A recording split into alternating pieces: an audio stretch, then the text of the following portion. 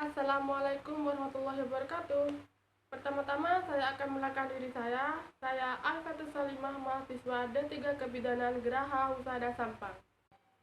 Di video ini saya akan membahas materi tentang fetal circulation atau sistem peredaran darah pada janin. Untuk memenuhi tugas kami anatomi fisiologi yang dibina oleh Ibu Mevita Nabila STRK, sirkulasi darah janin dalam rahim tidak sama dengan sirkulasi darah janin pada bayi, anak, dan dewasa. Pada janin, organ vital untuk metabolisme masih belum bisa berfungsi. Organ tersebut adalah paru janin yang seluruhnya diganti oleh plasenta. Darah yang kaya dengan nutrisi dan O2 dialirkan melalui vena umbilicalis menuju hati. Di sini, di mana terdapat ductus venosus, langsung menuju dan masuk ke vena cava inferior, lalu masuk ke atrium kanan jantung janin. Nah, di sini dari atrium kanan janin, sebagian besar darah masuk ke atrium kiri melalui foramen oval. Ini ada janinnya. Dan sebagian kecil darah dari atrium kanan masuk ke vertikel kanan. Kembali ke sini.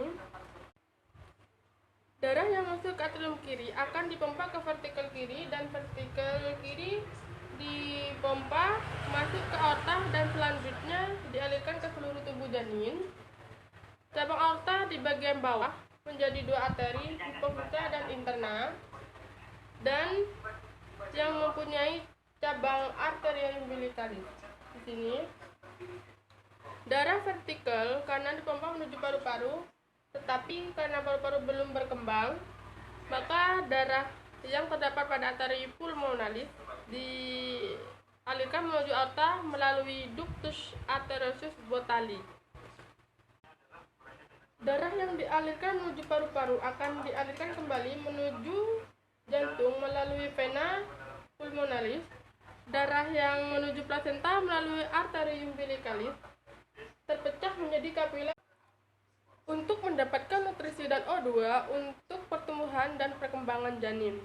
Sistem metabolisme janin dan CO2 dilepaskan ke dalam sirkulasi turbulenter untuk selanjutnya dibuang melalui alat pembuangan yang terdapat di peredaran darah janin berlangsung selama kehidupan interuter, di mana plasenta memegang peranan yang sangat penting.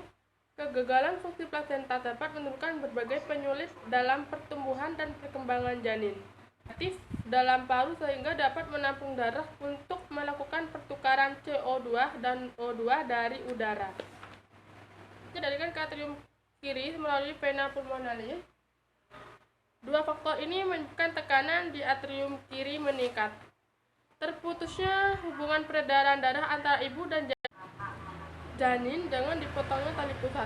Pemotongan tali pusat sebaiknya dilakukan setelah bayi menangis dengan nyaring atau tali pusat berhenti berdenyut, karena dapat menambah darah dari plasenta sekitar 50 ml sampai 75 ml yang sangat berarti bagi pertumbuhan bayi. Membuat adut hemoglobin tipe A sehingga siap melakukan pertukaran CO2 dan O2 melalui paru-paru. Sekian penjelasan dari kami tentang sistem peredaran darah pada janin. Sekian, terima kasih. Wassalamualaikum warahmatullahi wabarakatuh.